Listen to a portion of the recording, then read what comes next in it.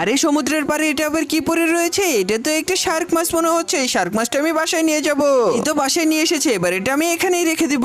মা তো এখনই অফিসে চলে যাবে, বাই মা, সাবধানে যেও। এবার তোমরা দেখবে খুদে বিল্লু বিজ্ঞানীর পালা। এবার আমি এমন একটা ওষুধ আবিষ্কার করব যেটা দিয়ে শার্ক মাছটা অনেক বেশি বড় হয়ে যাবে। এই দেখো, এই ওষুধটা আমি শার্ক মাছের উপরে দিয়ে দিলাম, আর দেখো শার্ক মাছটা তো আস্তে আস্তে কত বড় হয়ে যাচ্ছে। এটা তো আমি ভাবতেও পারিনি। আমার আবিষ্কার বলে কথা, কাজ তো করতেই হবে। এবার ওর পানি প্রয়োজন, তাই তো এখান থেকে পানির ব্যবস্থা করে দিলাম। এবার আমরা দুজন ঘরের ভিতরে সাঁতার কাটবো এবং আনন্দ করব। মুখে একটু ফেস প্যাক দিলে তো আরো বেশি ভালো হয়। আম্মুর ফেস প্যাক গুলো নিয়ে এসেছে, এবার এটা আমি মুখে দিব। মুখে দিয়ে তো অনেক বেশি ভালো লাগছে। শার্ক মাছও অনেকগুলো মুখে দিয়েছে। আর এই কি অবস্থা, আমার বাসার সবকিছু তো ভেঙে তছনছ করে ফেলেছে। সবকিছুই শার্ক মাছের কাজ। আজকে তো ওকে পুলিশে দিব। হ্যালো পুলিশ স্টেশন, তাড়াতাড়ি করে চলে আসুন। নিয়ে যান এই মাছটাকে, আমার সবকিছু নষ্ট করে দিয়েছে। ওকে আজ কখনো ছাড়বেন না। বিল্লু, তুমি একটা শার্ক মাছের জন্য কি করেছো বাড়ির? বন্ধুরা, আমি 2 দিন ধরে খাবার না খেয়ে আছি। প্লিজ তোমরা সবাই ভিডিওতে লাইক দিয়ে চ্যানেলটি সাবস্ক্রাইব করে দাও, যাতে আমি খাবার পেয়ে